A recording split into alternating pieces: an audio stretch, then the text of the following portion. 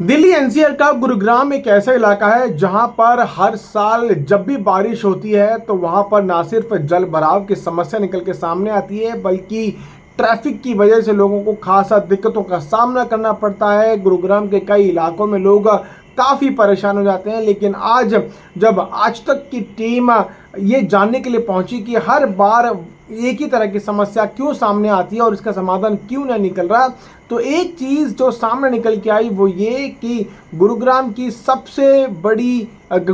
सबसे बड़ा नाला बादशाहपुर नाला एक सबसे बड़ा कारण है गुरुग्राम में वाटर लॉगिंग होने का, ट्रैफिक जाम लगने का और साथ साथ कई इलाकों में घरों के बाहर पानी भर जाने का सबसे बड़ा कारण बादशाहपुर नाला है। वो इसलिए क्योंकि ये बादशाहपुर नाला लगभग 28 किलोमीटर का नाला है और इस नाले पर दो बड़े पॉइंट्स आते हैं। पहला है वाटिका चौक और उससे महज 2 से 3 किलोमीटर आगे पड़ता है ट्यूलिप चौक।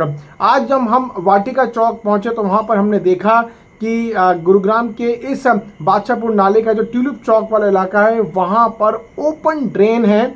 ओपन ड्रेन के अंदर लगातार कूड़ा गिरता रहता है और उस कूड़े की वजह से जो पानी पीछे से आ रहा है वो रुक जाता है और उस पूरे पानी के रुक जाने की वजह से वहाँ पर जब भी बारिश होती है तो वो नाला ओवरफ्लो करने लगता है। एक चीज़ और जो बहुत महत्वपूर्ण कि पिछले कुछ समय से वहाँ पर डीसिल्टिंग नहीं हुई है, यानी कि नाले की सफाई नहीं हुई है। वहाँ पर जो मौजूद मलबा है उसको नहीं हटाया गया है, जिसकी वजह से भी लगातार कूड़ा अंदर नाले के अंदर जमता जा रहा है, जिस वजह से वहाँ पर जब पानी पहुँचता है, नाले का पानी जो पीछे से आ रहा है वो वहाँ पहुँचकर एकदम रुक जाता है। साथ साथ उस नाले का पानी निकालने का एक और निकास है जो वाटिका चौक पर ही थोड़ा सा आगे, यानी महज उस ओपन ड्रेन से लगभग 20 से 25 मीटर की दूरी पर एक और रास्ता है, निकासी है उस पानी के निकलने का। वहाँ पर भी एक पूरी तरह से पानी को रोक दिया गया है। वहाँ पर बहुत गंदगी हो गई है। वहाँ पर ऐसा प्रतीत होता है कि मानो अधिकारी कई सालों से वहाँ पर नहीं गए हों। अधिकारियों के नहीं जाने की वजह से वहाँ पर पानी इतना ज़्यादा, वहाँ पर स्थिति खराब हो गई है कि नाले का पानी वहाँ से आगे ही नहीं बढ़ता। तो आप अंदाज़ा लगाइए कि जब बारिश होती है तब नाले का पानी वहाँ रुक जाता है और जब पानी रुक जाता है तो पानी भर जाता है नाले के अंदर। भरने के बाद वो ओवरफ्लो होकर सड़कों पर आ जाता है। तो आप समझ सकते हैं कि जब बारिश के पानी का निकासी का रास्ता ही नहीं होगा तो जलभराव होगा ही होगा, ट्रैफिक जाम लगेगा ही लगेगा और आखिरकार लोगों को परेशानी होगी।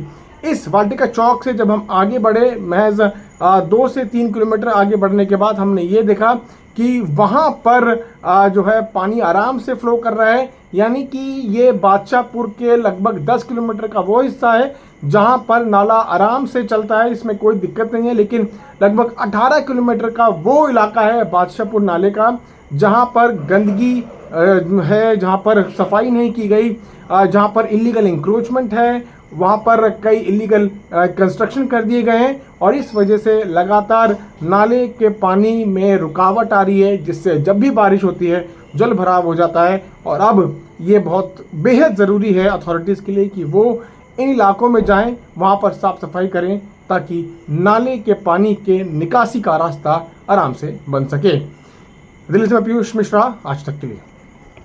जैसे कि मैं सो रहा हूँ तो पिताजी को जगाना है मुझे, तो वो डायरेक्ट उठाने के बजाय, और हिंसा की परंपरा मेरे यहाँ नहीं थी सौभाग्य से, तो वो क्या करते थे कि उस कमरे में आ जाएंगे या बाहर से गुजरेंगे और चौपाई बोलेंगे, प्रात काल उठ के रघुनाथा मात पिता गुरु नावई माता।